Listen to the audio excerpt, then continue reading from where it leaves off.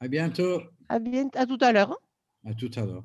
Tout à l'heure. Alors moi, je vous présenterai pendant quelques minutes. Ne soyez pas apeurés. Après, je ne prendrai pas autant la parole, hein. C'est seulement pour vous présenter. Je pense que c'est important de le faire. Une fois qu'on aura lancé la discussion, mes interventions seront assez courtes. Je pense que je n'ai pas besoin de vous proposer de parler. Vous aurez plein de choses à nous dire. Voilà, donc c'est juste au début, quelques minutes chacun pour vous présenter. Bien sûr. Nous Merci. sommes en direct. Et puis à vous de poser les questions, en fait, hein, Christina. Très bien, très bien, C'est vous qui posez les questions, bien sûr. très bien. C'est parti. Je donne la bienvenue à toutes et à tous les étudiants qui se sont connectés sur la plateforme Kino pour une rencontre très particulière qui a lieu au sein de la 12e édition du Festival Terre d'ailleurs, dédié au voyage et à l'exploration scientifique. Organisé par le Muséum de Toulouse et par l'Association des Lyres d'Ancre, Terre d'ailleurs donne la parole aux voyageurs autour de la thématique Les voix des peuples, traditions, croyances, savoirs.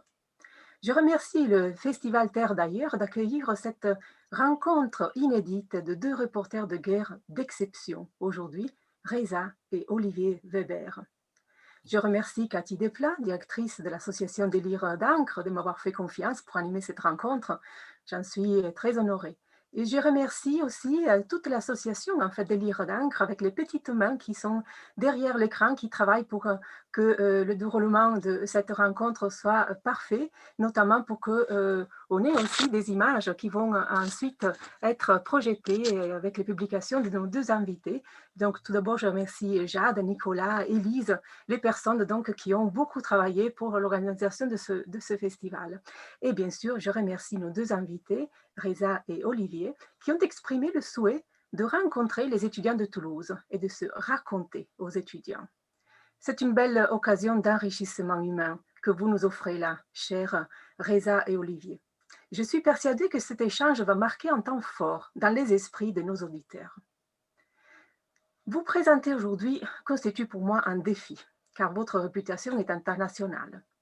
Pourtant, je pense que les étudiants les plus jeunes pourraient avoir besoin que j'évoque les temps forts de vos carrières. Donc, je me permets de vous présenter. Reza, vous êtes photographe et photoreporter.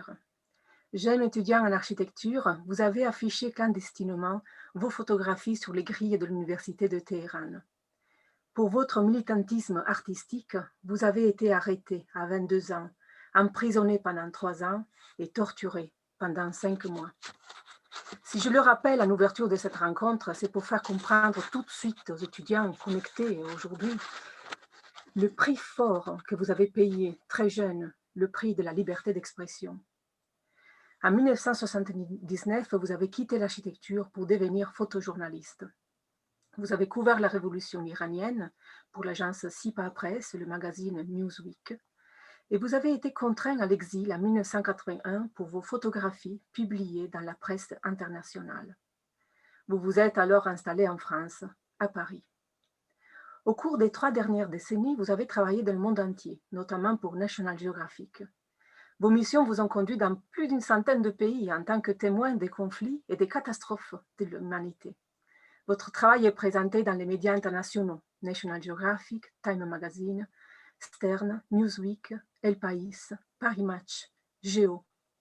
Et parallèlement à votre travail de photographe, vous êtes depuis 1983 un bénévole engagé dans la formation des jeunes des sociétés en conflit, formation au langage de l'image, pour aider ces personnes à lutter pour un monde meilleur.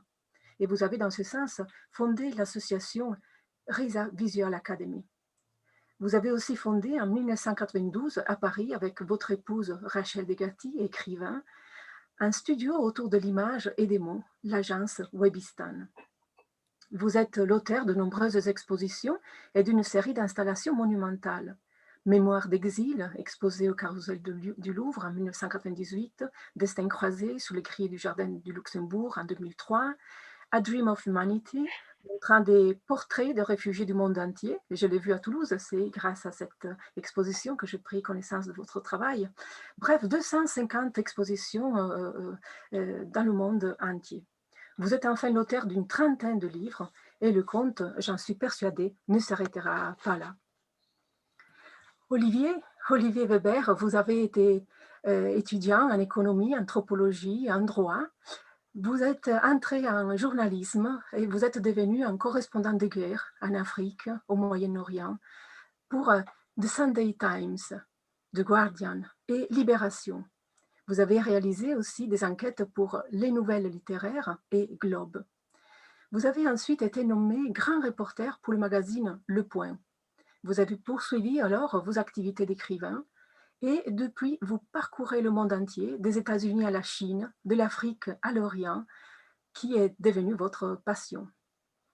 Vous avez couvert les conflits et les guérillas, entre autres, en Érythrée, au Cambodge, en Afghanistan, au Kurdistan, au Soudan du Sud, au Tchad, en Irak, en Iran, au Pakistan, entre autres, parce que la liste des pays est très longue. Donc, vous êtes devenu un spécialiste de la guérilla. Vous avez voyagé à de nombreuses reprises en Afghanistan, où vous êtes parvenu à séjourner avec les talibans. Vous avez réussi à franchir plusieurs fois les lignes de front pour rencontrer le commandant Massoud. En août 2001, vous avez voyagé en Asie centrale pour organiser une mission humanitaire dans la vallée du Panchir, pour porter aussi à Massoud les épreuves de votre livre « Le faucon afghan ». Quelques jours plus tard, le 9 septembre 2001, le lion du Panchir a été assassiné et vous avez alors été présent à ses obsèques. Vous êtes également engagé dans des projets humanitaires, notamment en Amazonie, et on en reparlera tout à l'heure, autour aussi du trafic de personnes. Vos témoignages, votre dénonciation du régime des talibans en Afghanistan et de la montée en puissance d'Al-Qaïda en Afghanistan, au Pakistan et en Asie centrale vous ont valu d'être menacé de mort. Vous êtes aussi l'auteur de documentaires et vous êtes scénariste.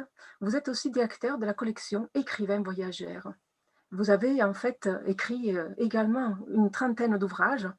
Et entre autres, vous avez écrit les biographies des écrivains et voyageurs Joseph Conrad, Joseph Kessel, Lucien Baudard, Ella Maillard, Jack London.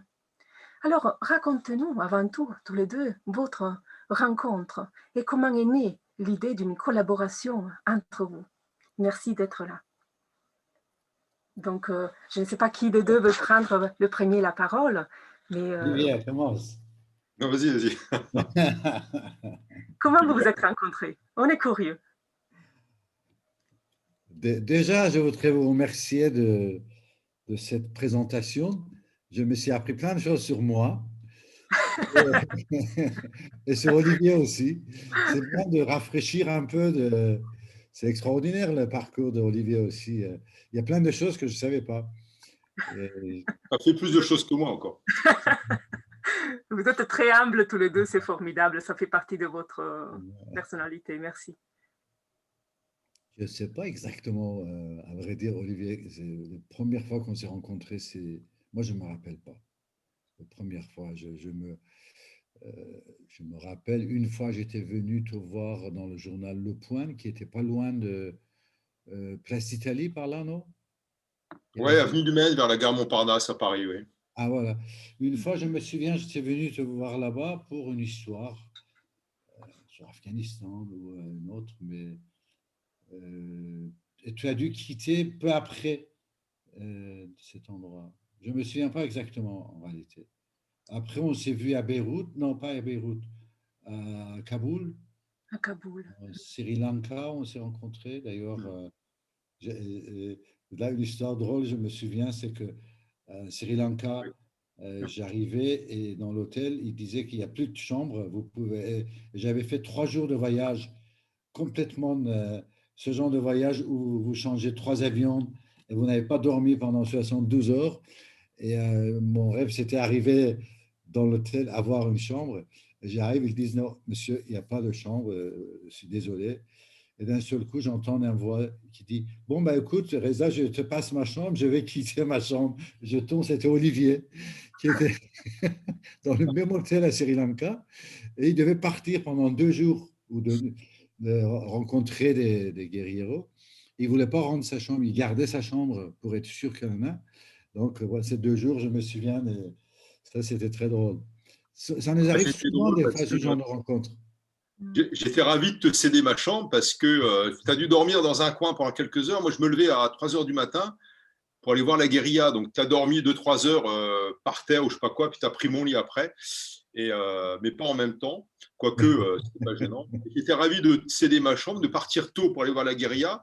Et puis, au retour, c'était moins drôle parce que je devais prendre un petit avion, la Croix-Rouge. Et j'avais dit à la guérilla, vous ne tirerez pas de missiles ce jour-là sur le petit avion de la Croix-Rouge. Ils ont shooté l'avion. Moi, j'avais raté l'avion, c'était un mardi. J'ai raté l'avion à très peu de temps près. Donc voilà, c'est la magie de la rencontre et la magie de prêter son lit à Reza et la magie de rater l'avion surtout. Mais c'est drôle parce qu'il y a une autre rencontre fortuite qu'on a faite tous les deux. Elle est, bon là, évidemment, je t'avais reconnu de dos avec ton chapeau et ton appareil photo dans la petite auberge à Colombo, au Sri Lanka, mais on s'est retrouvés une autre fois de manière totalement aussi anachronique. C'était pas très loin de chez vous, Christina, pas très loin de chez vous, les spectateurs. C'était à Toulouse pour le festival de l'an dernier.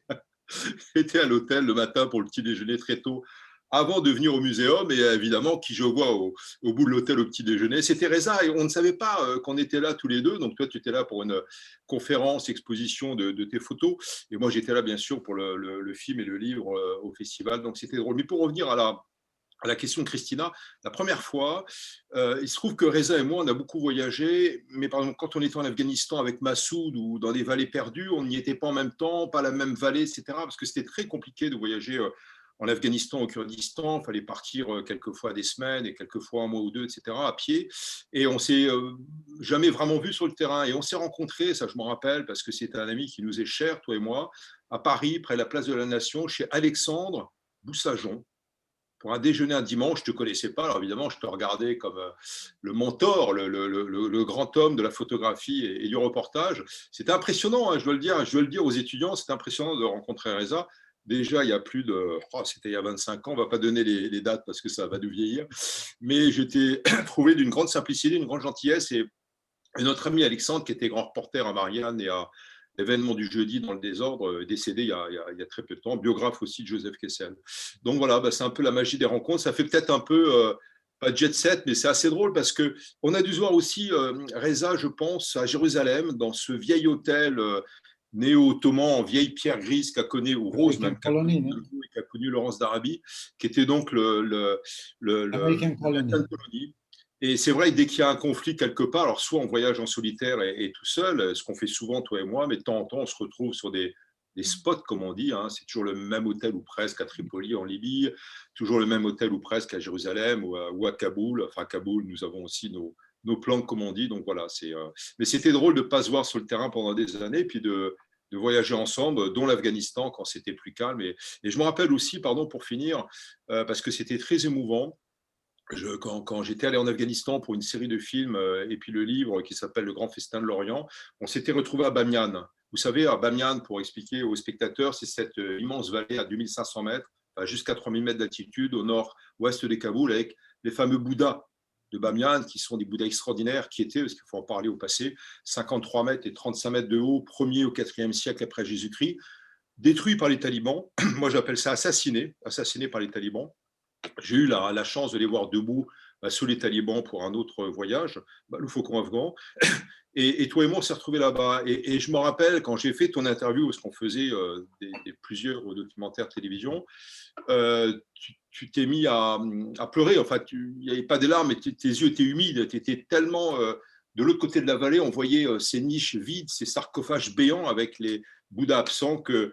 Du coup, moi aussi, j'ai pleuré, mais ce qu'on a conclu, toi et moi, pendant l'interview après, c'est que l'esprit des Bouddhas était là et tous nos amis afghans étaient avec nous aussi.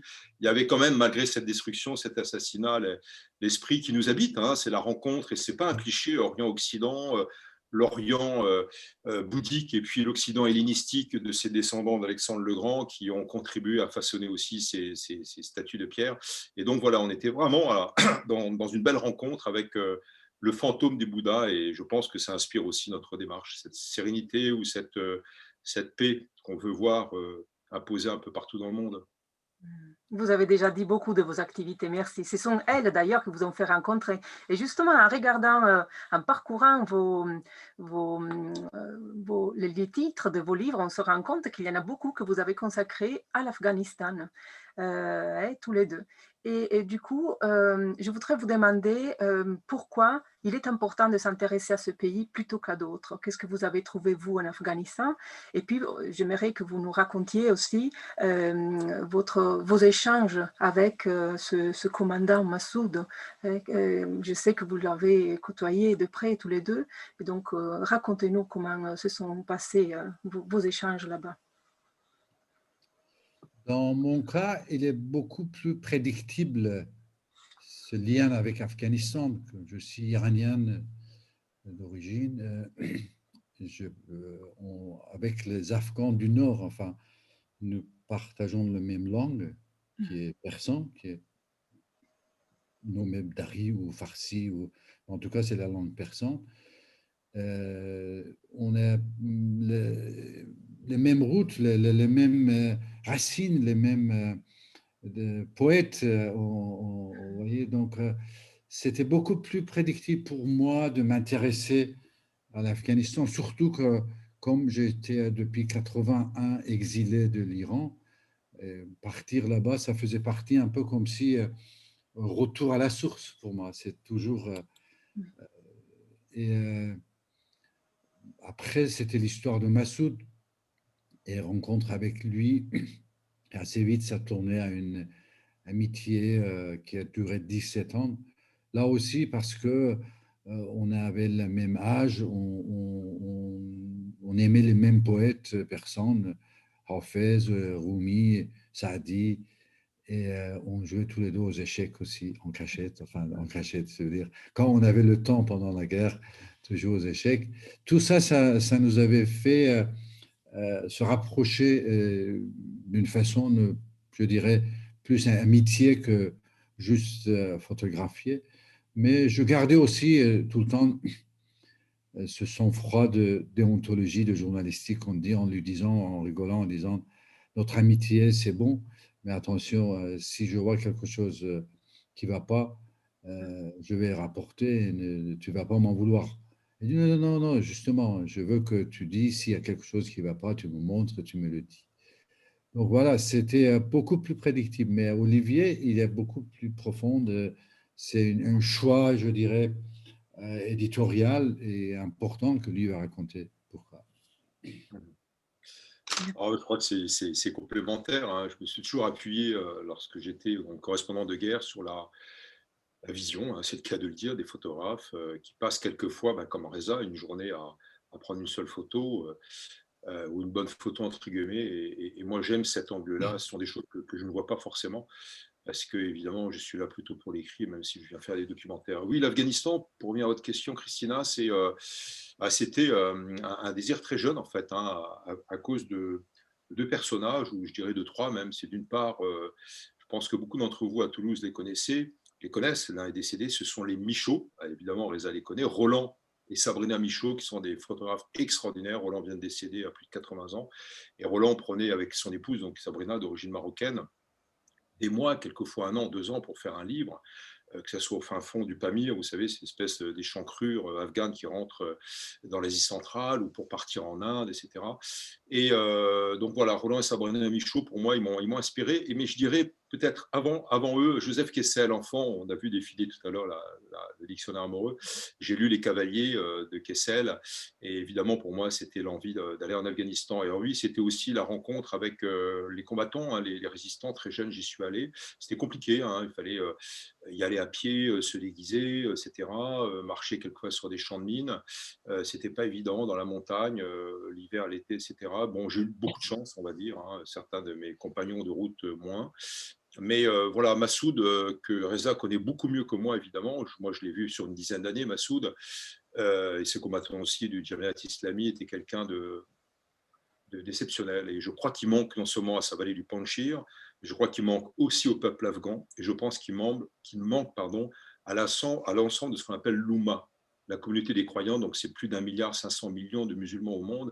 Et je crois qu'avec lui, on n'aurait pas les mêmes problèmes en Asie centrale sur Daesh Khorasan, qui est l'État islamique en Afghanistan, mais aussi Al-Qaïda, etc. Et voilà, donc moi, c'était de l'aventure, du reportage, des livres. Quelquefois, c'était violent parce que j'ai séjourné avec les talibans. J'ai été menacé de mort, donc en particulier. J'ai même fait un film sur eux alors que l'image était interdite, mais ce sont eux qui parlent, c'est pas moi qui. Je leur ai demandé la permission, donc c'était que des négociations. Et le film s'appelle L'opium des talibans. Et ce sont les talibans des livres qui avouent leur plus grande hypocrisie alors qu'ils sont dans la recherche de la pureté, c'est-à-dire qu'ils font partie des plus grands trafiquants de drogue au monde. Et la drogue, c'est pas du hashish, ou pas que, c'est surtout de l'héroïne. Tariq, comme on dit en persan. Donc voilà, c'était ça l'aventure afghane, et je crois qu'on n'en revient jamais tout à fait. Je dis ça aussi pour nos amis qui ont voyagé, que ce soit des humanitaires, des écrivains comme moi, bon, bien sûr des photographes comme Reza, des reporters. On peut détester, ça arrive, mais il n'y a pas de juste milieu. On adore à l'excès, comme Reza et moi, ou on déteste pour des raisons aussi sécuritaires, mais on est rarement dans l'indifférence. C'est un pays qui marque parce que le peuple est beau. Ça peut paraître bizarre pour nos spectateurs, mais il y a une noblesse, il y a une fierté dans le bon sens du terme. Ce n'est pas un orgueil, c'est une fierté, c'est une noblesse d'âme, c'est une parole de Seigneur.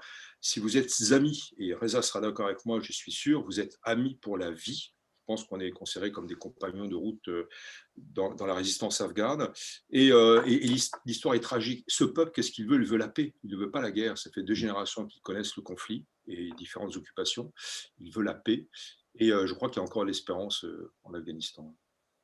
Vous avez écrit, Olivier, un très beau livre où vous donnez la voix au commandant Massoud, justement, la confession de Massoud. Et vous lui faites porter un message que le personnage historique n'a pas eu le temps de livrer au monde, une profession de foi en faveur d'un islam des Lumières. Est-ce que vous pouvez raconter aux étudiants, aux personnes qui écoutent, quel est ce message un peu plus en détail?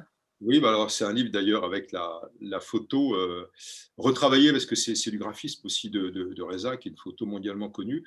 Moi, c'est un peu tout ce que m'avait raconté Massoud, ce que m'ont raconté ses compagnons de route. Je pense à Meraboudine Mastan, que Reza connaît, Abdullah, et Fahim Dashti et bien d'autres. Et j'en ai fait un roman, parce que voilà, c'est sa parole qu'il raconte à Matcha, son fils.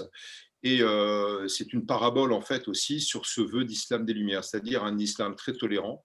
Et alors c'est d'autant plus étonnant que lui, Massoud, a été très jeune frère musulman. Il a abandonné cette version un peu dogmatique, enfin très dogmatique même, de l'islam, qui est l'islamisme, et pour mieux combattre justement le djihadisme et l'islamisme. Et pour moi, l'islamisme qu'on voit aujourd'hui de par le monde, au Kurdistan, en Irak, en Syrie. J'étais en Syrie il y a quelques mois, en Afghanistan, au Pakistan. Cet islamisme, ce n'est pas de l'islam.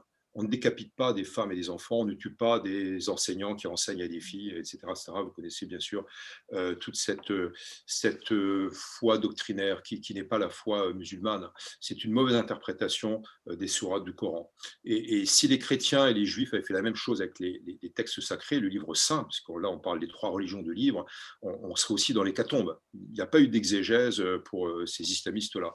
Et Massoud disait ça, donc Massoud, Reza parlait tout à l'heure, à l'instant là de la poésie persane. La poésie persane raconte ça. Tu parlais de Rumi, mais il y a aussi Hafez, il y en a plein d'autres. Omar Khayyam qui chantait aussi l'ivresse du vin au siècle, 11e siècle de notre ère. Et donc, il s'en inspirait beaucoup, notre ami le commandant Massoud. Et c'était étonnant de voir cette parole qui n'a pas été assez écoutée. On ne l'a pas bien reçue lorsqu'il est venu en Europe, d'ailleurs quelques mois avant son assassinat, c'était au printemps 2001. Et moi, j'ai voulu dire, voilà, ce qui existe aussi dans une partie de la communauté musulmane, enfin pour moi, c'est une grande partie même, ce sont des gens qui combattent le dogmatisme, qui combattent l'islamisme. Moi, j'appelle ça, dans mon dernier livre, Si je t'oublie Kurdistan, cet islamo-fascisme qui vient. Et il vient à nos portes, si ce n'est déjà fait, quoi. Donc voilà, je crois que c'est important de donner la parole à ce genre de personnage emblématique et antidogmatique. Est-ce que vous pensez qu'il y avait dans sa pensée aussi quelque chose qui irait dans le sens de l'interreligion, dans l'interreligiosité, le dialogue entre les religions? Est-ce que vous avez eu la possibilité mieux que moi là-dessus. sur l'interreligion. de Massoud éventuellement, ou c'était une tolérance de quel type? J'aimerais approfondir un peu cette idée de profession de foi de Massoud, en fait, qu'Olivier a mis. Moi, en réalité, j'avais eu beaucoup l'occasion de discuter de tout ça avec lui, de différentes religions, de relations des femmes dans la société, et tout ce qui est quelque part contraire à cette idéologie et fondamentalisme des talibans ou Al-Qaïda ou Daesh aujourd'hui.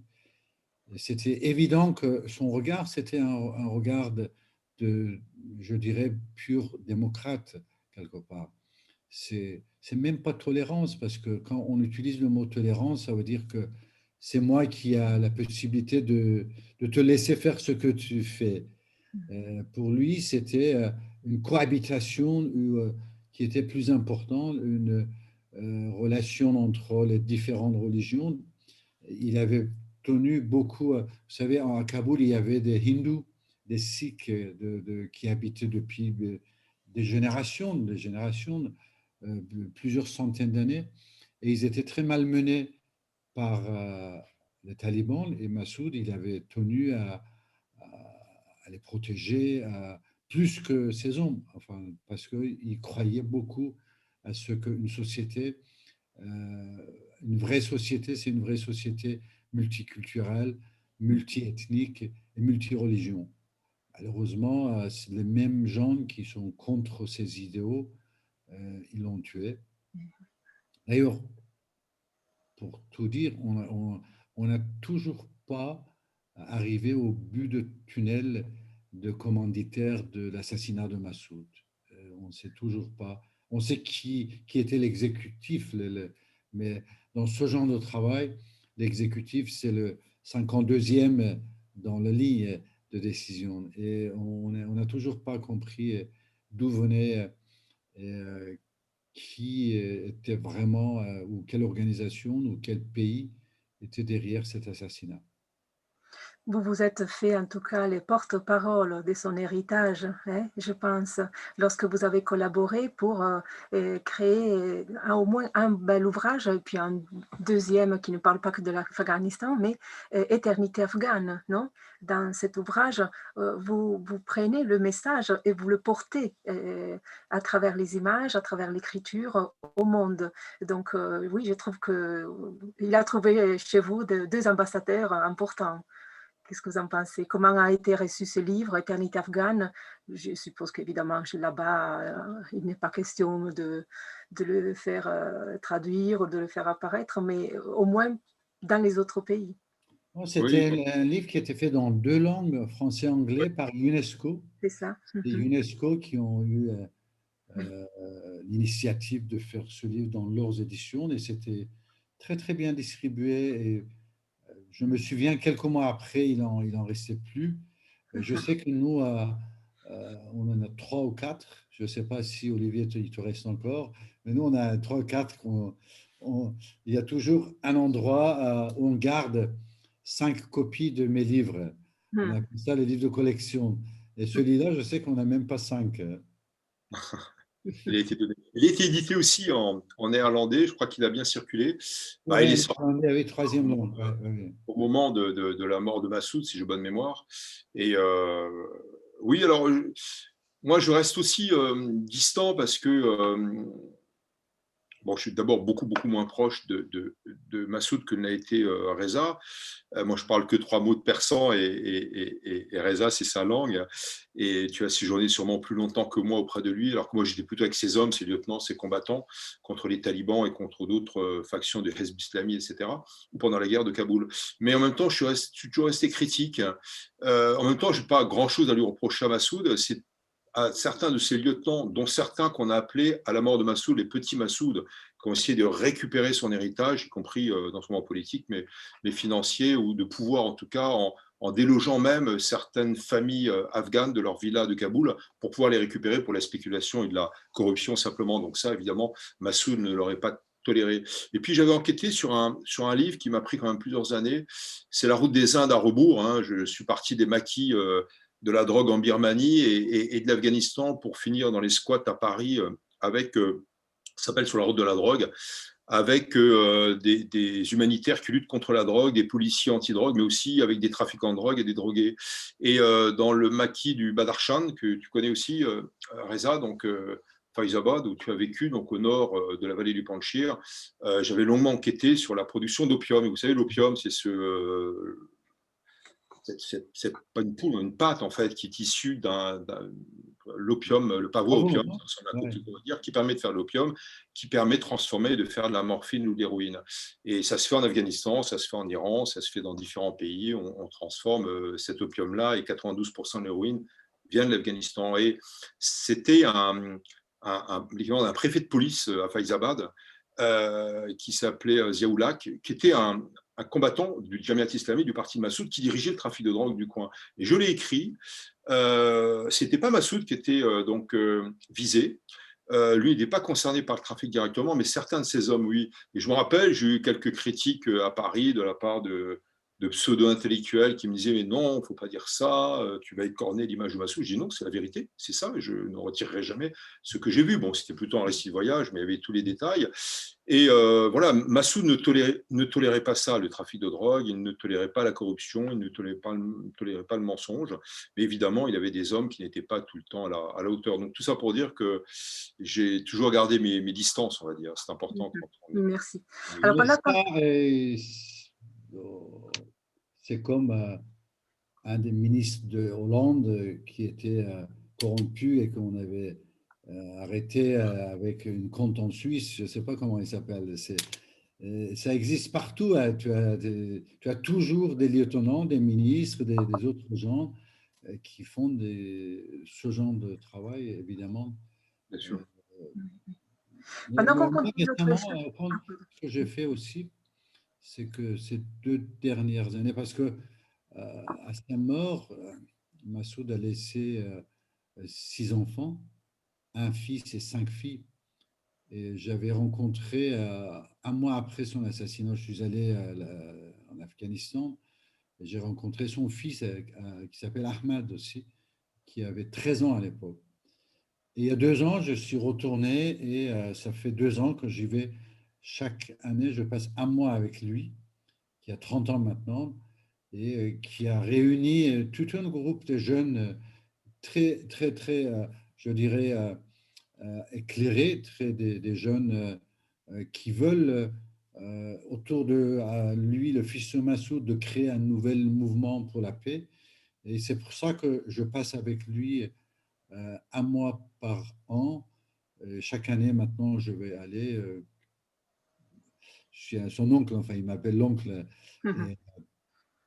Et passer avec lui, et les gens autour de lui, de conseiller, essayer de voir la jeunesse, comment il est en train de préparer ce mouvement de la paix, parce que c'est pour ça que tout ce que nous avons fait, Olivier, moi et plein d'autres gens dans ce pays, justement, c'était que ce peuple, c'est un peuple noble et il ne mérite pas ce qu'il vit.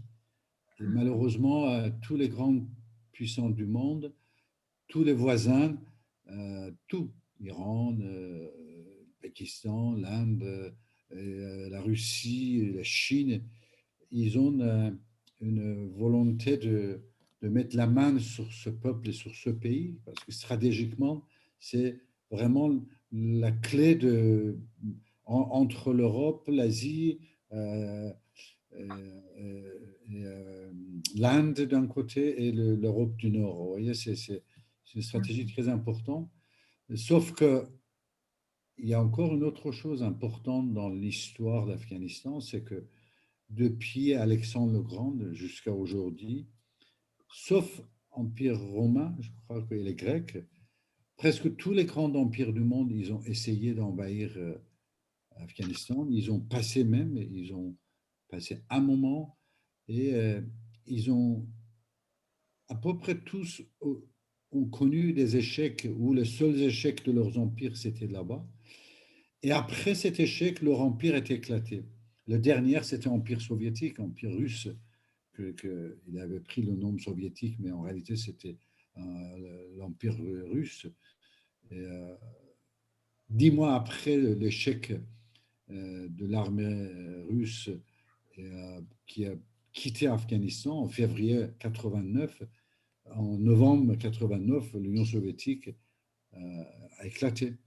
Est-ce que les historiens et les gens du monde, ils n'ont pas encore vraiment mis à l'évidence, c'est que ce que Massoud a fait, de cet échec important qui a mené contre, comment dirais-je, infligé à la plus grande armée du monde à l'époque, qui n'avait jamais connu un échec depuis la Deuxième Guerre mondiale, depuis la fin de sa création.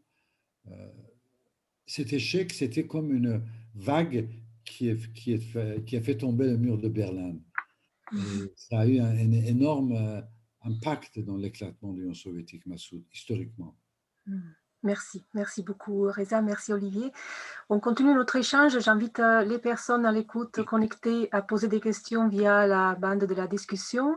Nous allons ensuite relayer les questions aux invités. Et je voudrais aussi inviter à acheter les livres de nos invités via le menu du site. Vous trouvez en anglais « Librairie » qui permet d'avoir accès à la librairie. Donc, vous trouvez tous les livres de nos invités et les invités aussi du festival en général. Et vous pourrez les acheter via cet onglet grâce au partenariat du festival avec la librairie Ombre Blanche. Donc, n'hésitez pas, c'est très important de faire vivre les libraires et de connaître, bien sûr, de faire circuler les œuvres qui sont présentées tout au long du festival, et notamment pendant cette rencontre. Donc, on continue cet échange avec Reza et Olivier. On a parlé d'Afghanistan. J'aimerais continuer à parler d'Afghanistan, mais ça va revenir peut-être tout à l'heure. Pour l'instant, je voudrais aborder un autre sujet, un autre pays vous tient à cœur à tous les deux, c'est le Kurdistan. Vous avez écrit plusieurs livres, tous les deux, sur ce pays. Reza, en 1993, Kurde, les champs brûlés, et puis récemment, Kurdistan Renaissance. Et Olivier vient de publier, ça vient de paraître, Si je t'oublie, Kurdistan. Donc déjà, je trouve par les titres, on a un Kurdistan meurtri, une renaissance et quelque chose qui doit rester dans la mémoire. Rien que par les titres, vous tracez vraiment l'histoire du pays. Est-ce que vous pouvez nous raconter ce qui vous a amené là-bas? Quel a été votre travail sur place? Et peut-être la question la plus délicate, est-ce que vous pensez que votre travail de reporter, de photoreporter peut amener une lumière, peut changer quelque chose? Moi, ça fait une trentaine d'années que je me rends au Kurdistan, Reza aussi, et je me rappelle la première fois que je suis rentré en Irak, au Kurdistan d'Irak, c'était par le Kurdistan syrien, sur une barge qui flottait, enfin, c'était une sorte de kayak, de petits bateaux avec des combattants kurdes, et la dernière fois que j'y suis allé, c'était il y a quelques mois, avant le confinement, et pour le livre aussi d'ailleurs, et c'était le même chemin, avec peut-être les enfants de ces combattants, j'ai retrouvé mes amis, etc. Mais tout a changé, rien n'a changé. Grosso modo, on a promis il y a juste un siècle, en 1920, un État kurde de la part des pays occidentaux vainqueurs de la Première Guerre mondiale, 14-18, sur les ruines de l'Empire ottoman, de ce qui est devenu la Turquie moderne 5 ans plus tard, et qui était rallié donc aux puissances de l'Axe et à l'Allemagne en particulier. Donc on a promis un État kurde au traité de Sèvres, et 3 ans plus tard, la Turquie moderne sous la férule Atatürk, donc qui était le fondateur de la nouvelle République sur les cendres de l'Empire ottoman, donc a rendu caduc ce projet de donner un État aux Kurdes. Et les Kurdes, je rappelle, sont au moins 30 millions de personnes, au moins, sur 4 pays, c'est la Turquie, la Syrie, l'Iran et l'Irak. Et moi, j'ai voulu faire ce livre qui est assez court, c'est autant un essai, j'allais dire presque un essai philosophique, parce que ça va de Sénèque à Nietzsche, qu'un récit de voyage, parce que c'est un coup de colère. C'est un coup de colère. Il y a un an et un mois à peu près, le 7 octobre 2019, le président américain Trump, contre l'avis du Pentagone, donc contre l'avis de l'état-major de l'armée américaine, a demandé le retrait des troupes américaines et donc a trahi ses alliés. Et en stratégie, on ne trahit pas ses alliés. C'est ce que lui C'est ce que lui ont rappelé ces généraux. Et je rappelle simplement, hein, pour faire court, qu'il y a eu, dans la lutte contre Daesh, dans la lutte contre l'État islamique, 13 500 combattants, ce qu'on appelle les Peshmerga, les combattants de la mort, qui sont des hommes et des femmes, beaucoup de femmes, et j'allais presque dire des garçons et des filles. Je connais beaucoup de combattantes, elles ont 20 ans, 22 ans, 25 ans. La dernière que j'ai vue, elle a 25 ans. Elle s'appelle Cyrine, si j'ai bonne mémoire, et elle est amputée de la jambe. Elle est amputée pratiquement en haut de la jambe et elle repartait au combat après avoir été soignée donc quelques semaines plus tard. Et donc, ils se sont sacrifiés à hauteur de 13 500 personnes pour lutter contre Daesh. Et où est Daesh aujourd'hui? Daesh est toujours là. Daesh est dans la poche de Talabiyad en Syrie contre les Kurdes. Daesh est en Irak. Daesh a des combattants en Libye et instrumentalisé d'ailleurs par la Turquie, qui est pourtant membre de l'OTAN, et Daesh a des combattants aussi ou des cellules dormantes ailleurs dans les pays occidentaux. Et donc c'est un cri de révolte pour dire que là, on a un laboratoire des droits de l'homme et des droits de la femme. On a une expérience démocratique en Syrie et en Irak, malgré évidemment plein de travers, y compris bien sûr des malentendus ou des problèmes de gestion politique ou économique. Mais en tout cas, on a oublié, on s'est appuyé sur les Kurdes quand c'était important pour lutter contre Daesh et maintenant on les oublie. Donc voilà, c'est justement pour dire, pour reprendre cette phrase qu'on a dans la Bible et dans la Torah des Juifs, comparée donc à si je t'oublie Jérusalem, non, il ne faut pas oublier le Kurdistan, il faut que les Kurdes restent dans notre cœur, c'est important, ils se sont battus pour nous, ils se battront encore pour nous, et c'est aussi parce que ça a été nos alliés. Donc voilà, c'est à la fois le récit de ce voyage en Syrie il y a quelques mois, mais aussi le constat après 30 ans de voyage sur place. Merci Olivier. Et pour vous, Reza, vous avez quelque chose à ajouter? Et, au fond, quand vous avez parlé de le temps, 22 ans où j'étais en prison en Iran pendant 3 ans, il y avait un peu de tout dans la prison politique. Il y avait pas mal des Kurdes, il y avait des intellectuels de gauche, il y avait des écrivains, des professeurs, il y avait aussi des religieux, il y avait des mollahs, il y avait plein de différentes personnes. Et quand vous êtes plusieurs centaines, pendant tout le temps, des années ensemble, de vivre ensemble, vous avez le temps de connaître l'un et l'autre. Vous voyez ce que je veux dire? C'est là où il y avait des Kurdes et je me suis très bien entendu avec eux. Et ils montraient, comme Olivier dit, qu'ils ont une noblesse différente, ils avaient quelque chose de fort. Et je gardais le contact avec eux. Ensuite, il y a eu la révolution en Iran, qu'eux, ils avaient participé aussi activement. Mais tout de suite après la révolution, les mollahs, les républiques islamiques, ils sont tournés contre les Kurdes et ils ont encerclé leur ville, ils ont massacré.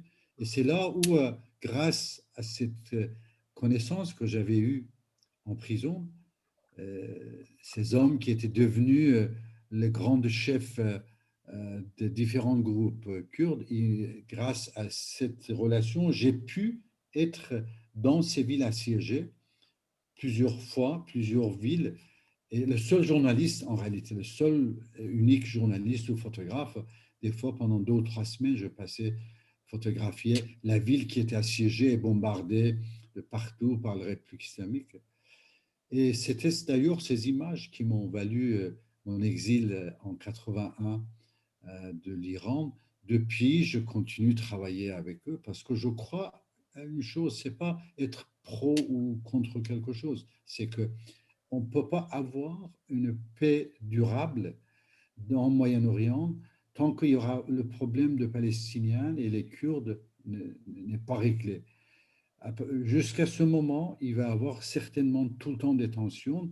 Et une des raisons pour lesquelles beaucoup de pays de la région ou ailleurs qui ont des intérêts que la guerre continue en Moyen-Orient, ils ne veulent pas résoudre le problème des Kurdes ni les Palestiniens. C'est pour ça que je me suis rendu plusieurs fois, on s'est rencontré aussi avec Olivier plusieurs fois là-bas. Et moi, je peux dire qu'en Moyen-Orient, ou même peut-être dans le monde, c'est le peuple qui a souffert le plus dans les siècles derniers.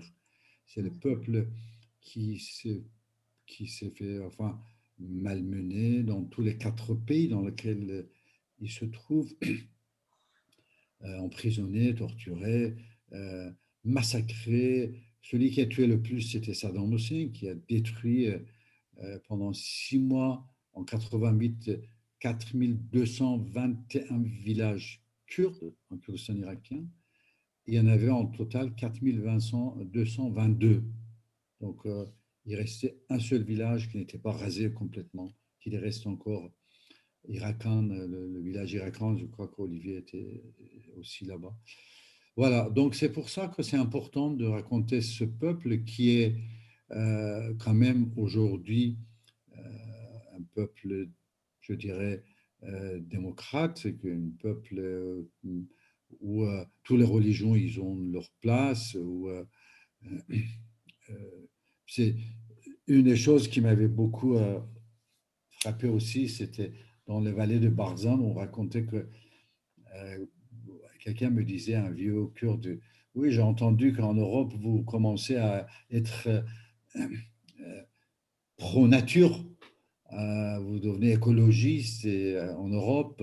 Je dis oui, bah oui. J'ai dit, bah, vous voyez que ça fait 100 ans, 80 ans à l'époque, que nous avons interdit de couper des arbres, et la chasse est interdite dans nos montagnes, et plein d'autres choses qui m'a mis un par un. Il a dit, mais nous, ça fait 80 ans qu'on a ces règles ici. Et vous, en Europe, aux États-Unis, vous commencez à peine d'en parler. Et que jeter des poubelles chez nous, c'est comme un péché.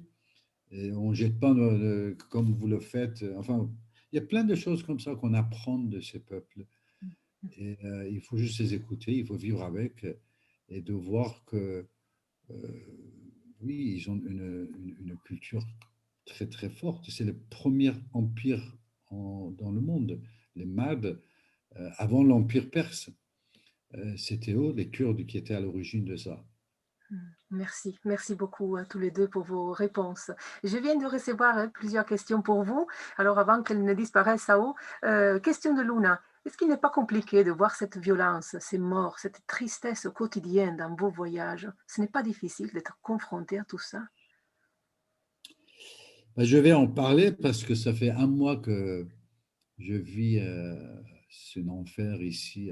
Je suis en Karabakh, en Azerbaïdjan, depuis un mois, la guerre, et avec la population azerbaïdjanaise ce que moi je vois de ce côté. Il n'y a jamais des guerres propres, il y a toujours de deux côtés de guerre qui souffrent, mais moi j'ai vécu les scènes dans les populations, dans les villes qui ne sont même pas dans les zones de guerre, où les forces arméniennes, ils ont utilisé les bombes cluster, qui est complètement interdit par toutes les conventions internationales.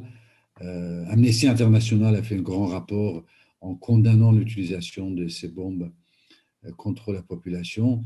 Et à un moment, j'ai été 3 minutes, juste 3 minutes de l'endroit où les bombes sont tombées. Quand vous arrivez sur place où il y a des bombes cluster qui étaient tombées et que vous voyez les enfants, les femmes, les cadavres partout, vous êtes photographe, il faut que vous photographiez parce que vous ne pouvez pas, comment dirais-je, euh, vous laisser à vos émotions et fermer les yeux, il faut le faire, c'est pour ça qu'on est là, mais tout rentre dans vous. Après, en plus, quand on est photographe, ces images, ils sont avec nous. Moi, je vois encore les images que j'ai fait il y a 30 ans, 40 ans de ces aurores de la guerre, et ça continue, je les vois tous les jours parce que je dois faire un livre, parce que je dois faire une conférence. Et oui, la guerre, c'est dur. Moi, je dirais que moi, je me suis jamais senti une reporter de guerre. Moi, j'ai plutôt, je disais, je suis une correspondante de paix parce que je suis très pacifiste, mais montrer les horreurs de la guerre, il faut que je sois sur, le champ, là où il y a la guerre, là où il y a les bombardements, là où il y a les blessés, les morts.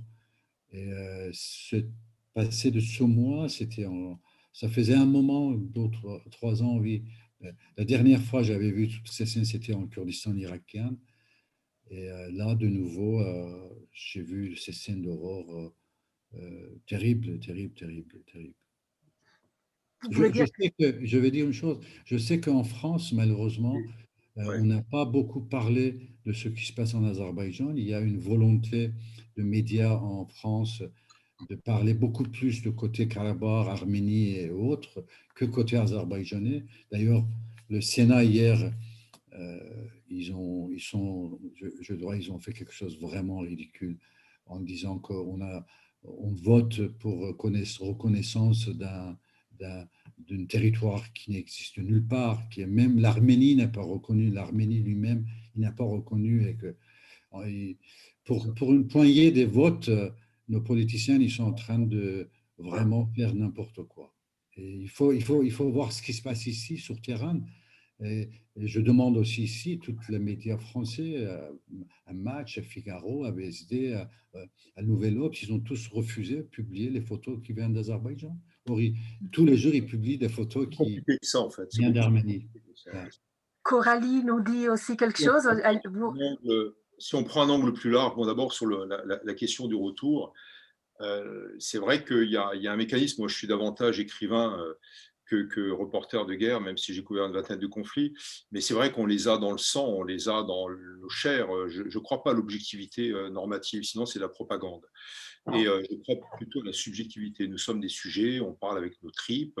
Il faut avoir le courage de dire ce qu'on voit, de dire un jeu modeste plutôt de transmission de la parole de l'autre, mais évidemment, nous ne sommes pas neutres. Et je dirais que le plus grand critère, c'est l'honnêteté. Une fois qu'on a dit ça, on est impacté, hein, évidemment, par les victimes des guerres. Les victimes des guerres depuis 1945, c'est très simple, il y a eu à peu près 200 conflits dans le monde.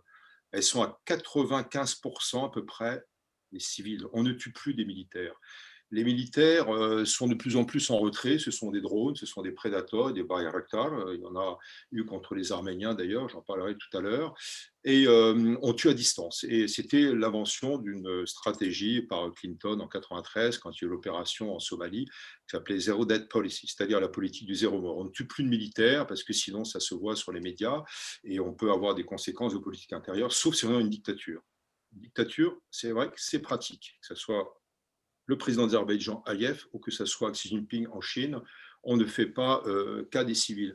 Mais de manière plus générale, oui, c'est vrai qu'on est impacté. Et bon, moi, j'ai eu la chance de pouvoir écrire des livres et de pouvoir écrire à peu près tous les jours, même à Bagdad ou à Kaboul. Donc, c'est vrai qu'il y a un côté thérapeutique, mais il y a aussi un réflexe que les psychiatres appellent le blanc. C'est-à-dire que vous rentrez chez vous à New York, à Paris, à Madrid ou à Berlin et on ne fait plus attention. C'est-à-dire qu'on se blinde presque sur les souvenirs. Je donne un seul exemple, j'en ai fait un article de 30 pages dans une revue qui s'appelle 7, qui est un MOOC, un magazine book.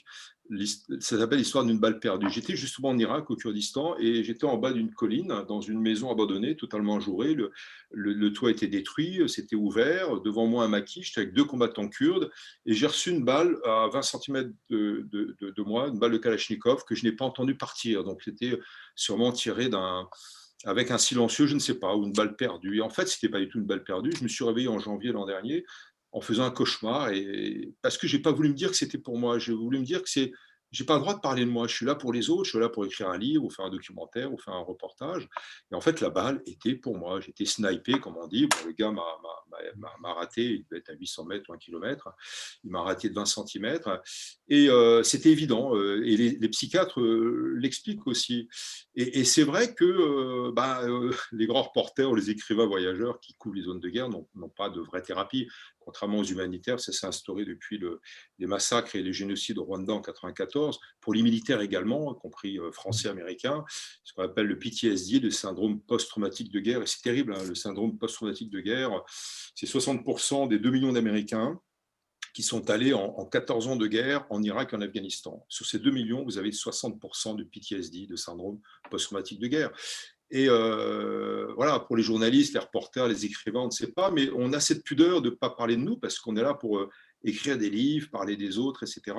Donc voilà, ça se réveille en vous. Et c'est vrai que ce n'est pas évident. On avait fait un film avec un grand réalisateur que j'aime beaucoup, Michael Haneke, qui raconte ça justement, ça s'appelle Code inconnu avec Juliette Binoche, et c'est l'histoire d'un reporter qui rentre à Paris et qui est violent, pas du tout physiquement avec sa compagne, mais il est violent psychiquement, c'est-à-dire qu'il n'arrive pas à raconter. Et la vie continue, et tant mieux d'ailleurs, c'est normal.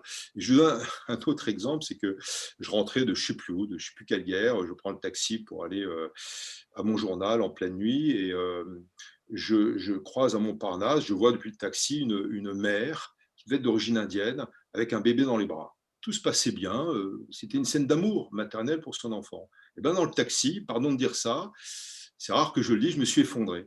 Et c'est un peu ce qu'on appelle la décompensation. C'est comme si vous êtes médecin, vous êtes à Bagdad ou ailleurs, vous opérez un enfant. Si vous pensez à votre enfant, vous ne pouvez pas le faire. Donc il faut se blinder et c'est en rentrant qu'on décompense. Alors voilà, moi j'essaie de rester neutre. Bon, on ne va pas rentrer dans une polémique avec Reza, mais sur le Karabakh que j'ai couvert, ça fait aussi des années que j'y vais, on sait très bien qu'il y a des armes à sous-munitions des deux côtés et il n'y a pas de guerre propre, comme tu disais, il n'y a que des guerres sales.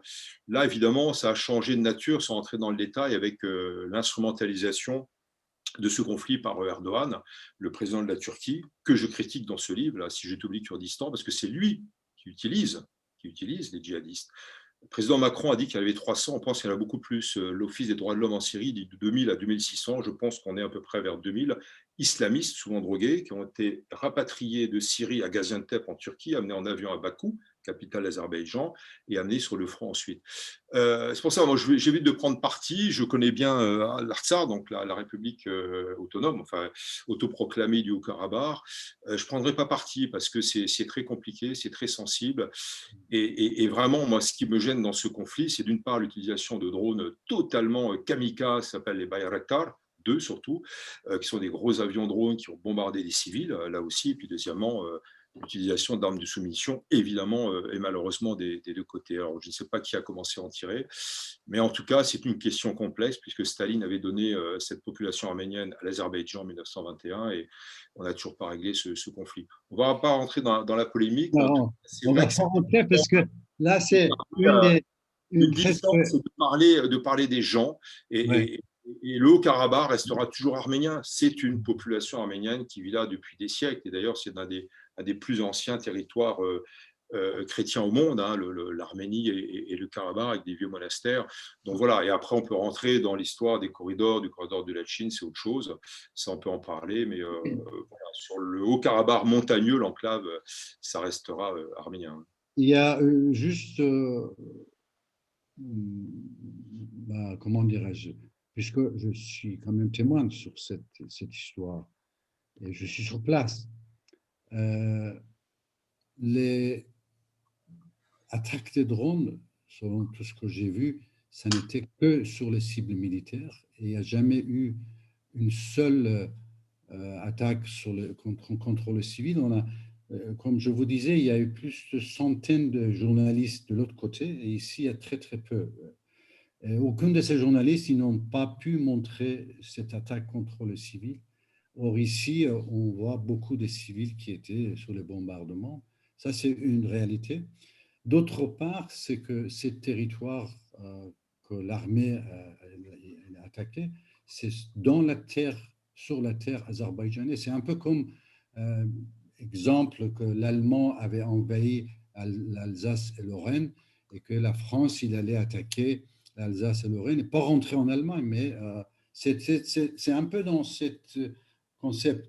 Mais moi, j'ai toujours demandé une question, Olivier, c'est que il y a des problèmes qui existent depuis 100 ans dans cette région et on n'a jamais eu une vraie convention, conférence, je dirais, internationale où on pourrait avoir les meilleurs universitaires, les meilleurs chercheurs du monde, les meilleurs scientifiques et qui peuvent ouvrir tous les archives de tous ces pays en fouillant dedans parce qu'on peut trouver maintenant plein de possibilités, plein des événements, de voir qui a raison et quelle est la vérité, la réalité, parce que de l'autre côté, il y a des gens, des historiens qui disent que non, à Karabakh, les Arméniens, ils sont arrivés il y a 150 ans, il n'y a il y a rien dedans, il n'y a rien qui montre qu'ils étaient là-bas, il n'y a aucune archéologie, il n'y a absolument rien. Il y a des monastères qui sont Voilà. vieux, Ivank,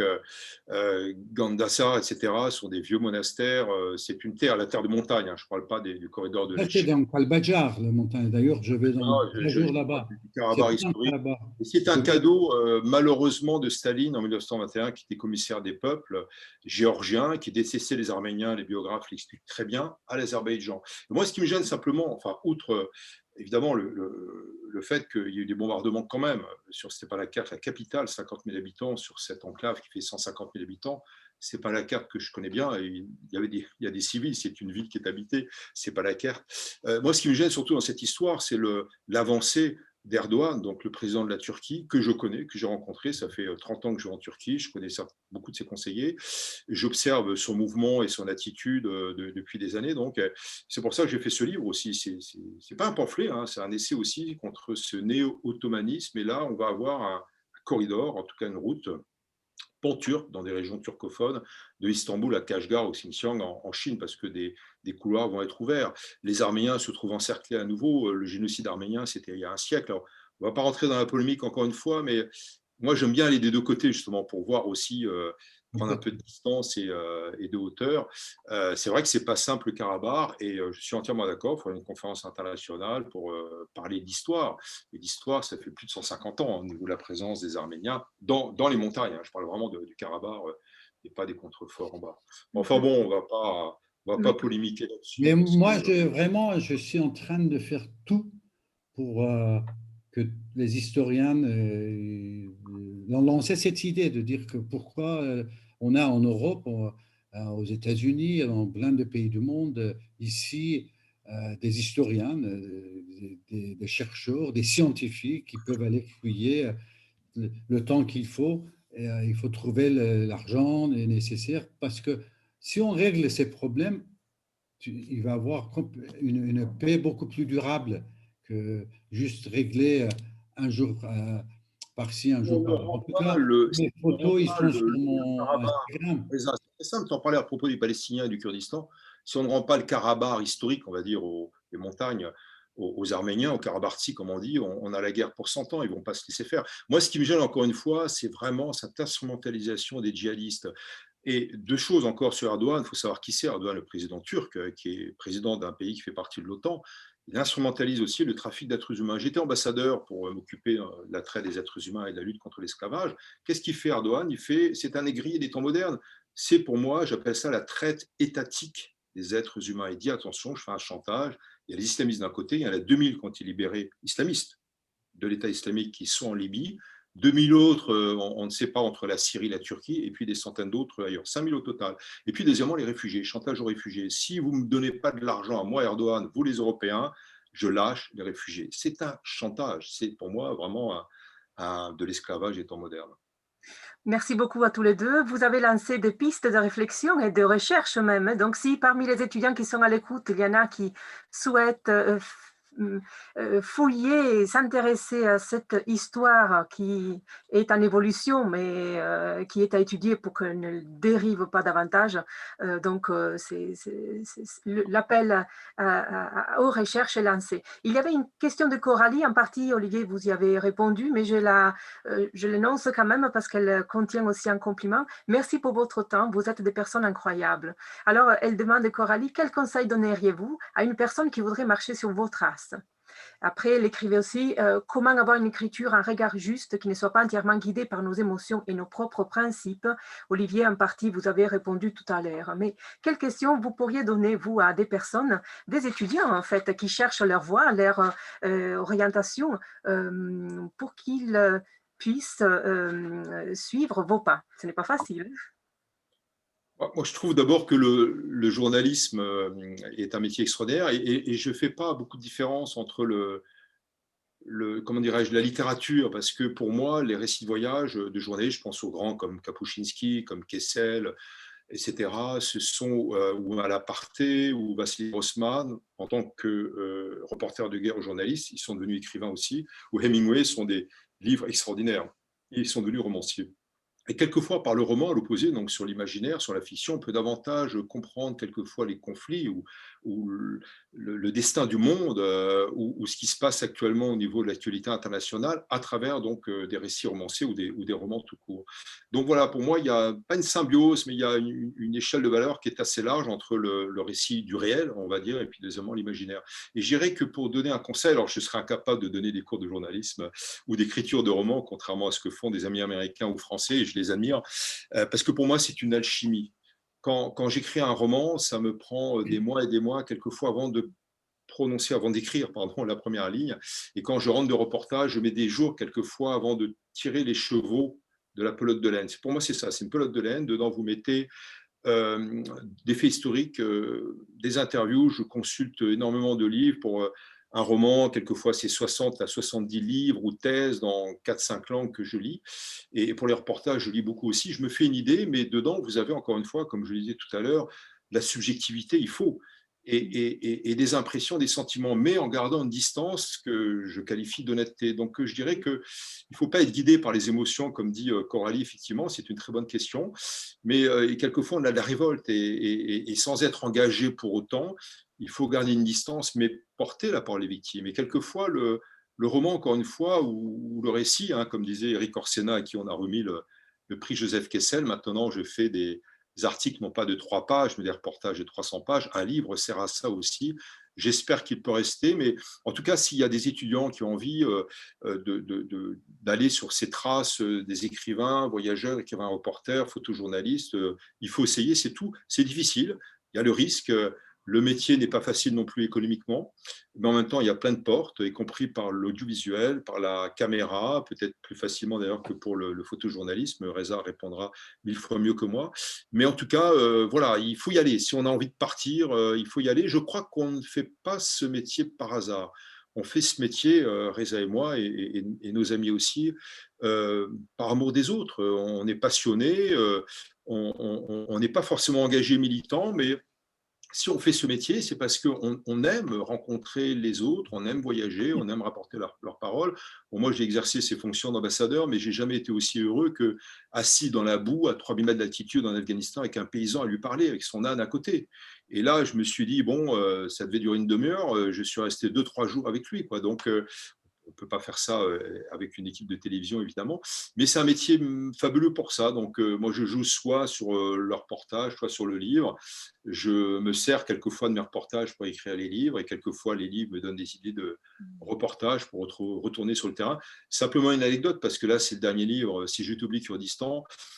Donc, ça fait des années que je voyage là-bas et très souvent, comme Reza le fait aussi, on voyage la nuit, en voiture, c'est compliqué, ou à pied, puis on est dans un état de somnolence, on est presque en lévitation parce que voilà, on est fatigué, c'est dangereux, on n'a pas dormi, pas mangé. Et pendant des mois, j'avais envie d'écrire un roman sur le Kurdistan avec l'histoire d'un humanitaire ou d'une journaliste. Et en fait, voilà, j'en ai écrit un récit. Donc voilà, pour moi, c'est un peu le même spectre, hein, là, le même registre. Mais allez-y si vous avez envie de témoigner, de voyager, d'aller voir le monde hein, et de l'expliquer. Merci, merci Olivier. Est-ce que Reza a des conseils à donner aussi? Il y a plein d'autres questions qui vont arriver derrière.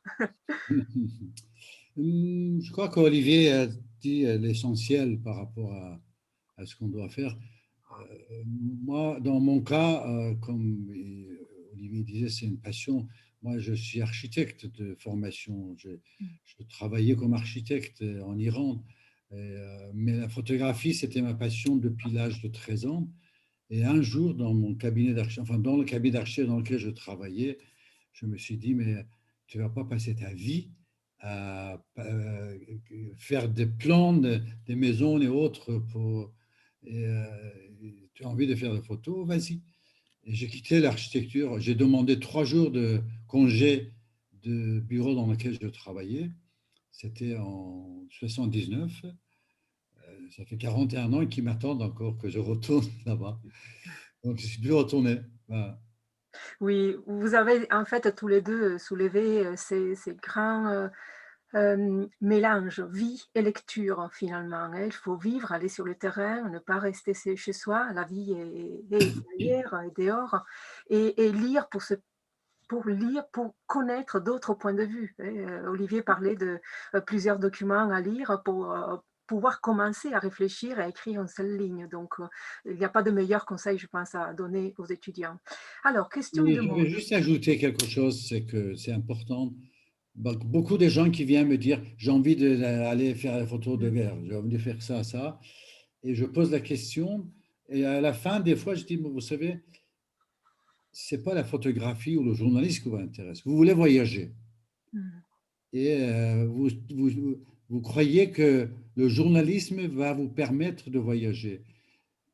C'est deux choses différentes. Le journalisme aujourd'hui, c'est plus le grand reporter comme dans notre époque où on partait d'un côté à l'autre.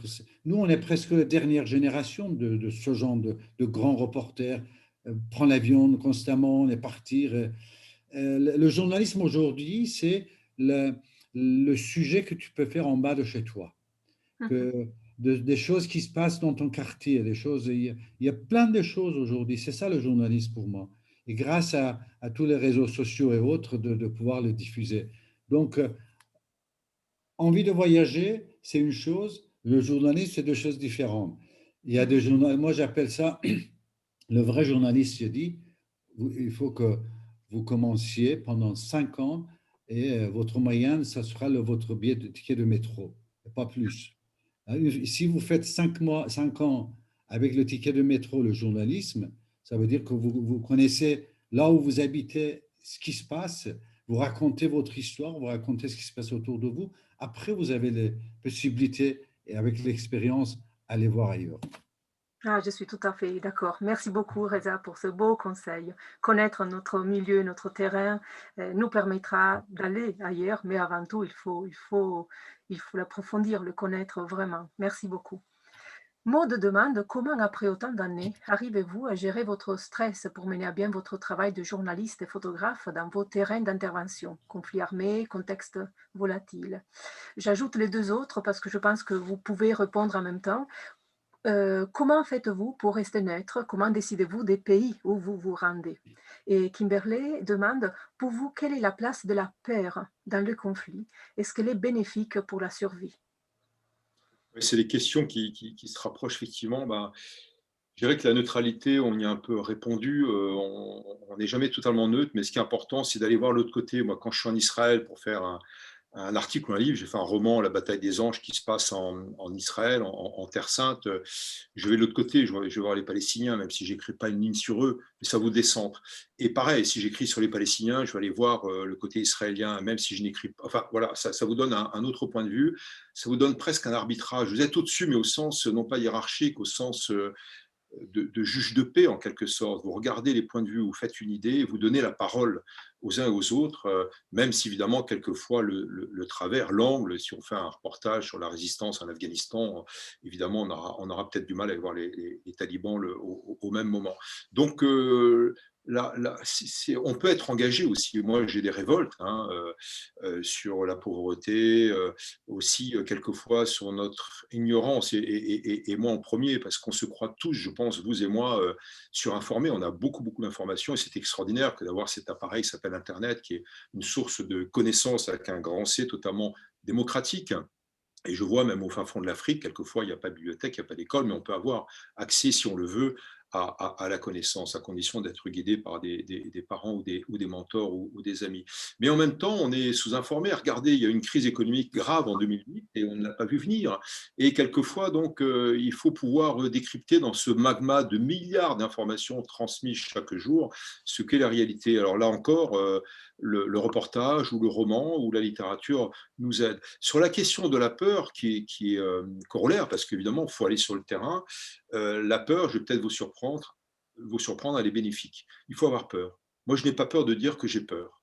La seule fois où j'ai pas eu peur, ou les seules fois où j'ai pas eu peur, j'ai fait des conneries. Parce que c'est vrai qu'avec un peu de bouteille, comme on dit, c'est comme un médecin humanitaire, on va franchir 10 fois une ligne de front, on sait comment faire. Je dis ça, ça s'apprend très vite. En quelques mois, on a appris avec l'expérience de terrain. Et on se dit, tiens, mais je prends un peu de risque, etc. Et c'est là où on se met en danger. Et la peur, elle est cognitive, elle est bornante, elle est limitative. On se cogne à une table comme un enfant, on met la main dans le feu à la flamme d'une bougie, comme l'enseignent les Indiens, des tribus amérindiennes d'Amérique du Nord et même en Amazonie, et vous ne le faites pas une deuxième fois. Donc la peur, elle est limitative, elle est extrêmement importante. Et deuxièmement, j'ai toujours veillé à ne pas mettre en danger les gens qui m'accompagnaient. Ce qu'on appelle les fixeurs, que j'écrive un livre, que je fasse un documentaire ou que je fasse un reportage. On a des accompagnants qu'on appelle stringers en anglais et fixeurs en français. Alors, ça peut être un enseignant, c'est des amis afghans, des Kurdes, ça peut être des journalistes, des écrivains qu'on rétribue, qu'on paye. Ce sont très, très souvent des amis, mais eux restent. Nous, on peut être emprisonné, battu, ça m'est arrivé, expulsé, mais bon, on a à peu près envie, bien qu'il y ait quelquefois, évidemment, des morts et je ne parle pas des suicides au retour, mais là, on revient à la question du retour. Et sur la peur, je crois que c'est important de l'avoir.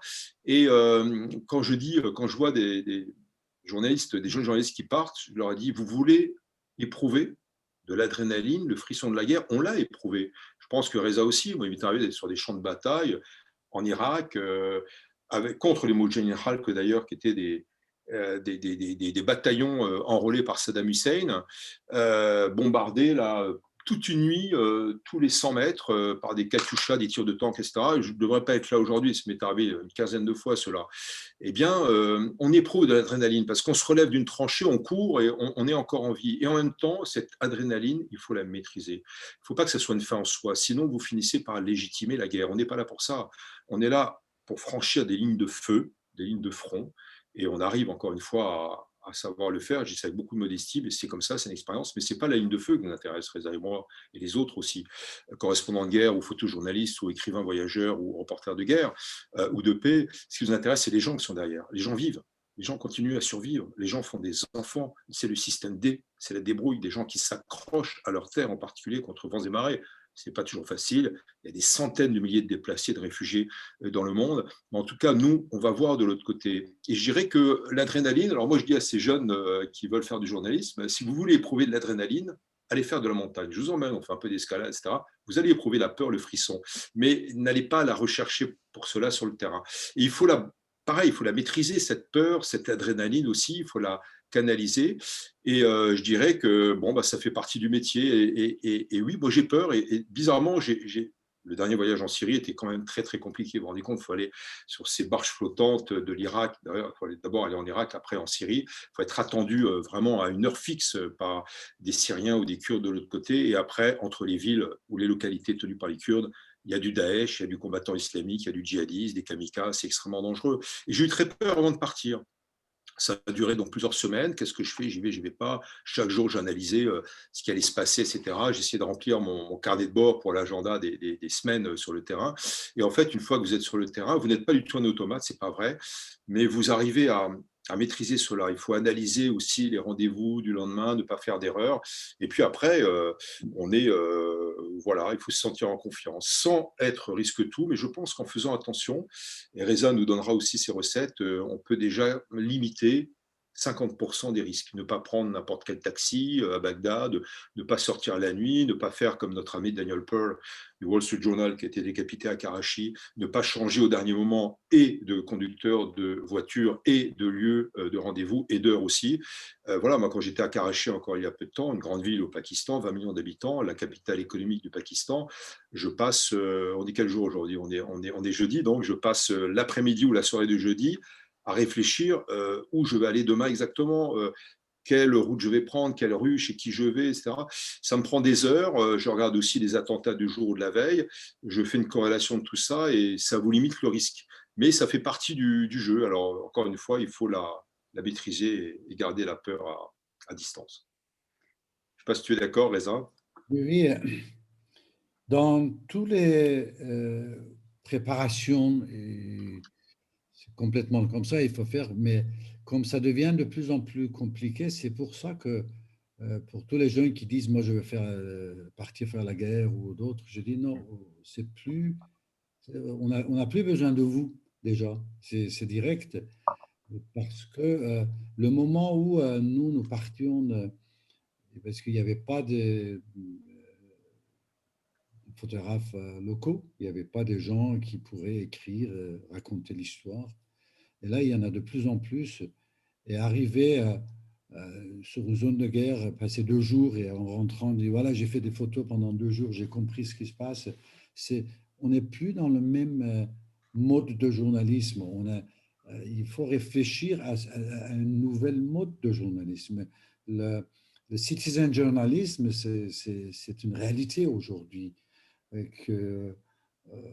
Voilà, pour moi, c'est beaucoup plus de dissuader euh, ces jeunes de partir sur ce genre de terrain et parce que le jeu n'est plus la même au moins de point de vue. Il faut jouer autrement. Il faut Oui. créer d'autres moyens de raconter l'histoire. Et, par rapport au sport, enfin, euh, là, tu as parlé, vous avez parlé de quand vous présentiez qu'à 22 ans, j'étais en prison et pendant 5 mois, j'ai été torturé.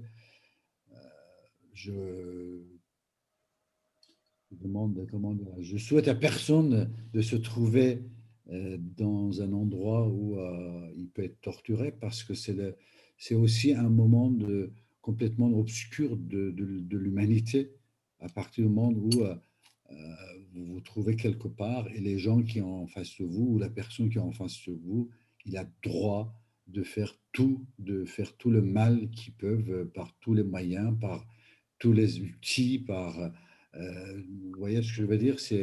Donc, passer 5 mois ou surtout à un âge très jeune, 22 ans, euh, ça m'a donné je ne sais pas si c'est une force ou autre, c'est que depuis, je n'ai plus peur. Et ça, c'est les gens qui m'ont vu sur terrain, euh, ils le savent. Je porte jamais des gilets pare-balles, rarement j'ai eu 2 ou 3 fois des gilets.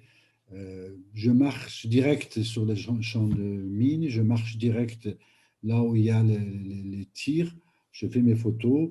Euh,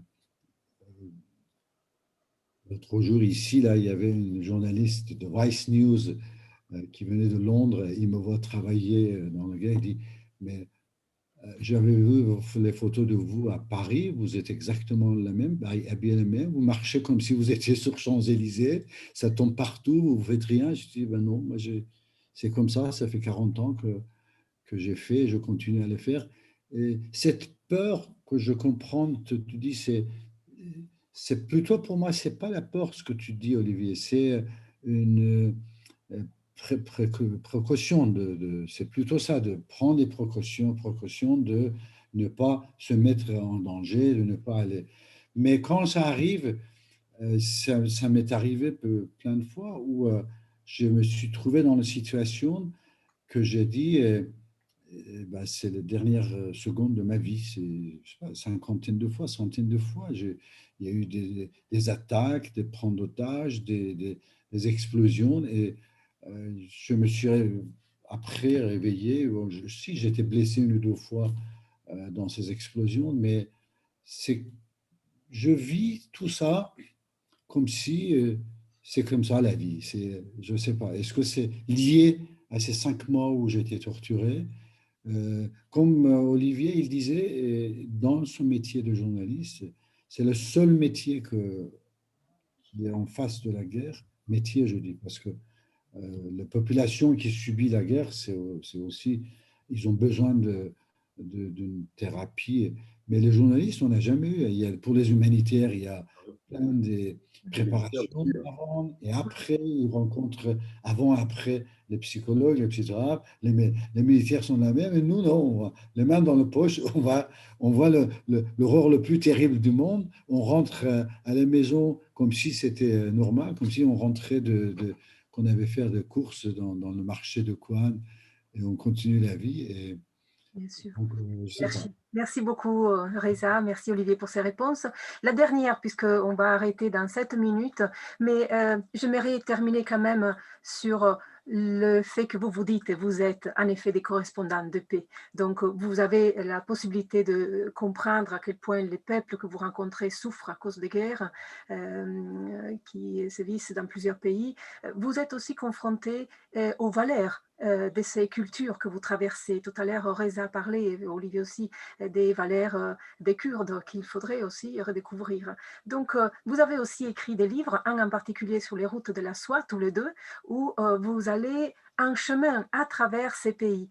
Donc là, on a une question de Luna. Malgré toutes ces violences, voyez-vous quand même des scènes heureuses, un enfant qui est heureux, par exemple, qui n'a pas peur, ou est-ce que la terreur est totale? Je pense qu'il y a des scènes de bonheur. D'ailleurs, il y a des photos magnifiques, des images magnifiques de Reza qui montrent des enfants avec des expressions aussi, voilà, comme celle-ci, avec des fleurs, et cet enfant qui sourit avec ce bouquet de fleurs.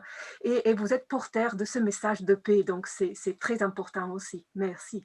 Et du coup, voilà, si vous voulez dire Moi, quelque chose. je dirais qu'il faut rester optimiste, hein.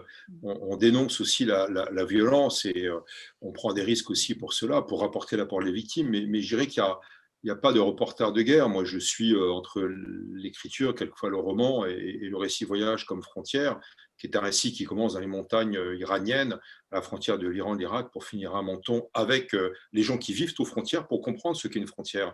Et c'est fabuleux. Il y a des trafiquants, il y a des femmes humanitaires, il y a des médecins, il y a des services secrets, il y a de tout. Et la logique change entre un pays A et un pays B. Au milieu, c'est presque un pays C ou une entité C. Et la logique, les lois, tous les règlements changent. Et ça, c'est étrange. Mais en tout cas, ce que je veux dire, c'est qu'il y a quand même enfin plus que quand même, c'est cela. Moi, je fais ce ou ces métiers d'écriture pour porter l'espérance. Alors évidemment, on le prend un petit peu sur soi quand on affronte des risques, des dangers, des périls, mais je dirais que ça fait partie du jeu. Moi, je m'estime en sursis. Je t'écoutais, Reza, et me rappeler, parmi mes premiers reportages, c'était pour Libération et pour d'autres médias au Sahara occidental, donc au Maroc d'aujourd'hui, et puis en Érythrée, qui est une province à nouveau pratiquement en guerre en Éthiopie, enfin qui est devenue un pays indépendant. En tout cas, le Tigré et l'Éthiopie sont en guerre actuellement. Et j'ai eu très peur avant de partir. Je me suis dit, à force de lire des papiers, je me rappelle, il y avait un magazine actuel qui a disparu depuis, qui racontait dans un long papier ce que c'était que les amputations la nuit, dans des sortes de containers SNCF qui servaient d'hôpitaux. C'était enterré pour éviter la chasse éthiopienne, les avions et les bombardements éthiopiens sur les Érythréens et la guérilla avec laquelle je me trouvais, le FPLE. Et je me suis dit, pendant des mois avant de partir, je vais être amputé, je vais marcher sur une mine. Et puis, j'ai eu des moments très durs en Érythrée, au Sahara occidental aussi, pareil, traverser des champs de mines, et je m'estime en sursis. Donc je me dis, voilà, c'est aussi profiter de la vie de tous les jours, profiter de chaque instant, l'instant présent là, à l'instant T, 13h56 ne sera plus jamais le même, et la philosophie et la spiritualité nous l'enseignent. Mais j'irai surtout pour répondre à la question de Luna qu'on est dans l'espérance. Moi, je ne suis pas un pessimiste, au contraire, c'est aussi pour dire qu'il y a des solutions. Peut-être moins sur l'écologie, c'est plus compliqué, mais en tout cas, c'est aussi une réponse politique à apporter de la part des États, de ce qu'on appelle les OI, Organisation internationale au réchauffement climatique et au changement. Et puis après, sur la politique internationale, oui, il faut être solidaire, il faut être dans le respect des peuples, il faut être dans le respect du droit international, aussi complexe soit-il, et je l'ai pratiqué pendant des années avec cette mission aux Nations Unies en particulier. Mais voilà, pour moi, c'est un message d'espoir. Et je crois que le reportage, la photo, bien sûr, ça fait partie un petit peu du même registre, et le livre, même sous la forme de roman. Qu'est-ce qu'il y a de plus beau? Enfin, pour moi, c'est un pays sans frontières, la littérature.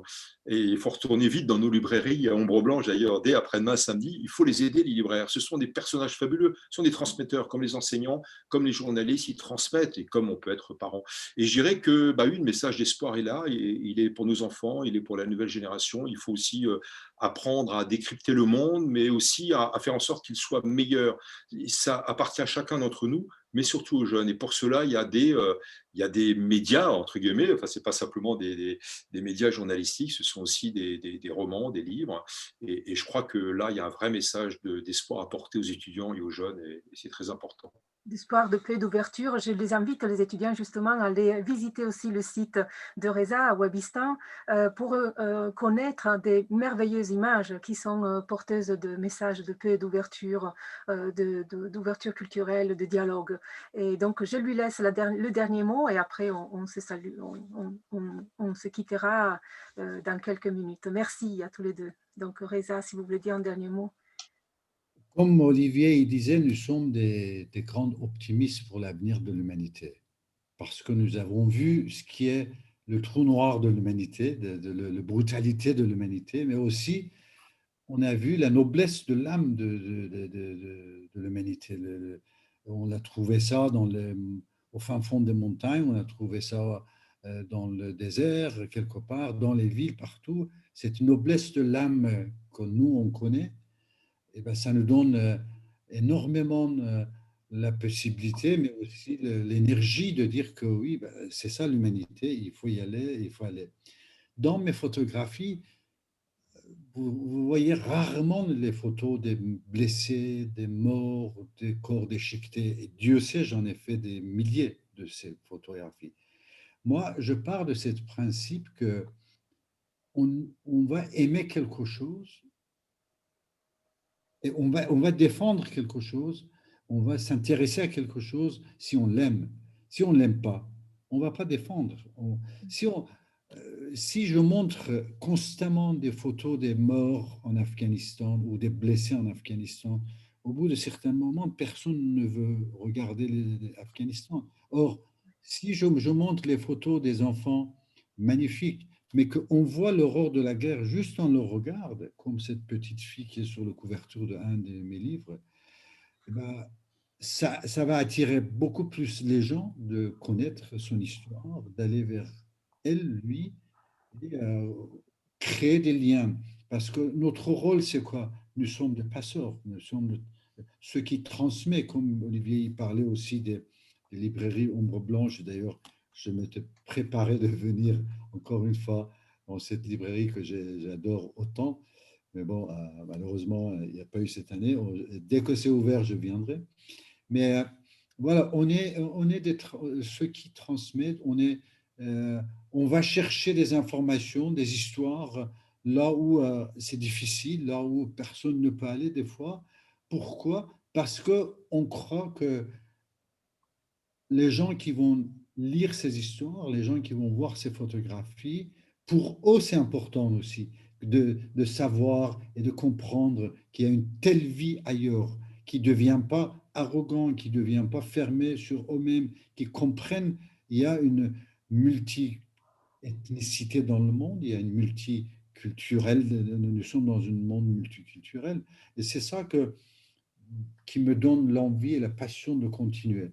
Être optimiste, ça n'est pas juste à la mode que je dis, je suis vraiment optimiste.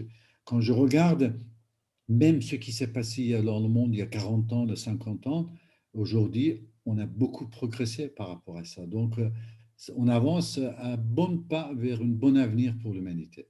Un grand merci à tous les deux. S'ennoblir en cherchant la noblesse, s'enrichir par la richesse des cultures. Voilà le beau message que vous nous avez donné aujourd'hui, Olivier et Reza.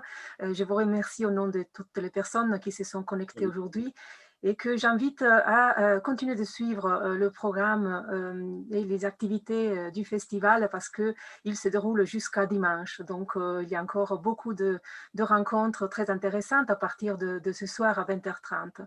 Un grand merci aux personnes qui ont permis le déroulement de cette rencontre, Élise, Nicolas, Jade, Cathy en particulier et Catherine Desplat. Merci à l'organisation Terre d'ailleurs par l'association de Lire d'encre.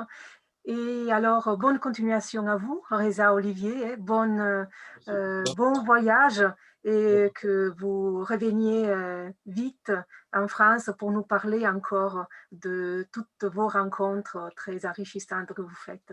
Le monde est beau, il faut continuer à y aller, le monde est beau. Le monde est beau, très bien, merci. Exactement, il faut chercher la beauté, c'est la beauté qui va sauver le monde et l'amour. Pour cette beauté. Merci. Merci beaucoup. À bientôt. Au revoir. Au revoir. Je t'appelle, Olivier. Je t'appelle.